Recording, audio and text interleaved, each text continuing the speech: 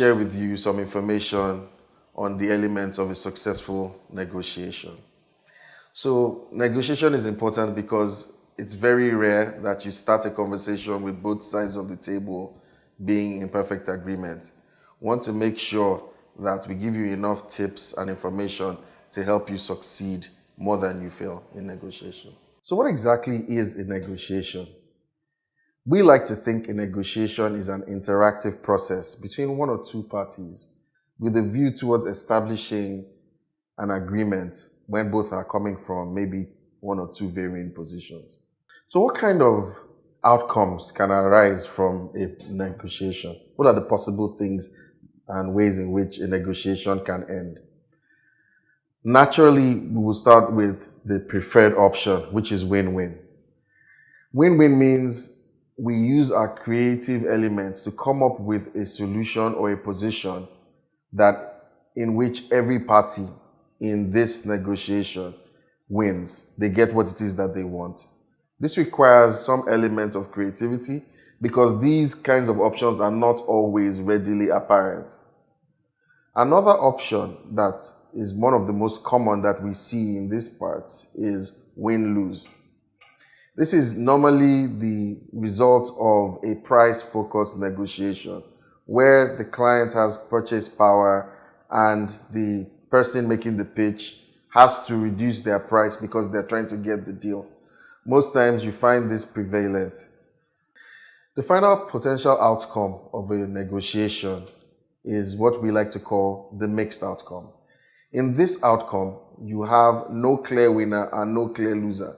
Both sides just have to compromise on what they want from the outcome of this in order to move forward. We'd like to give you 4 steps towards handling a proper negotiation, and hopefully that will give you your winning outcomes. Regarding the 4 steps, the first of which you will sense is a kind of theme with the way we're going is preparation. You need to be prepared for your negotiation, just like you need to be prepared for your pitch, and you need to be prepared for any engagement in which, as an entrepreneur or as a business owner, you're having with any third party. What does preparation for a negotiation mean? The first thing that you need to do is actually clarify and state your position. What are the limits? What are the thresholds? What are the things that you cannot do without? And what is the extent to which you can give discounts and which you can stretch your position in which to accommodate, in order to accommodate what the client wants. As you have done for yourself, so you must do for your counterparty. What's important for them? What's their deal break? What's their critical success factor? What is it that they cannot be flexible on? And more importantly, what is it that they can be flexible on?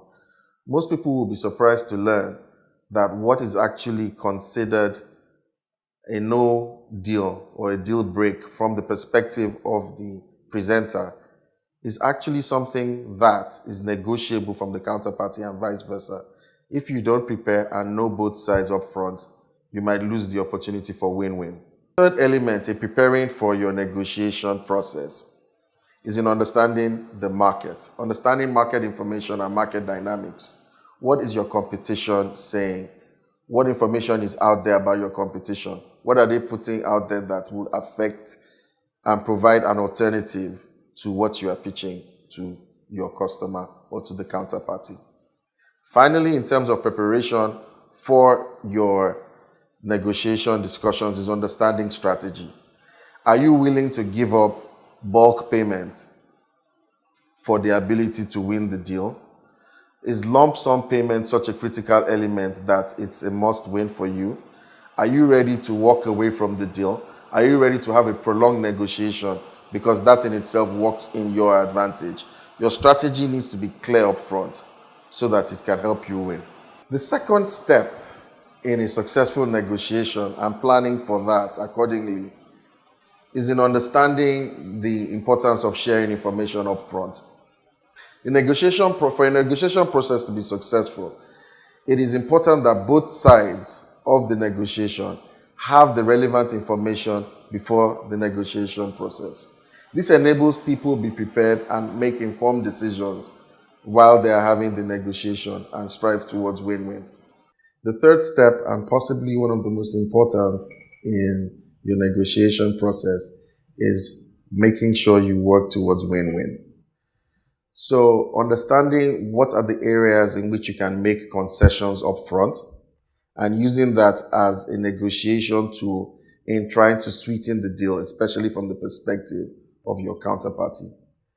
It's also important to understand that making the first offer can be used as a position of leverage. It's important to think win-win. Keep it at the back of your mind at all times during this negotiation. So when opportunities to actually ensure that both parties get what they want from the negotiation arise, you will make the right decision. The fourth and final step in the negotiation process revolves around the agreement. To arrive at the agreement, you must get conclusive steps.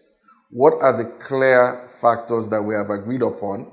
What are the timelines? What do we consider to be critical success factors? How do we measure what success is?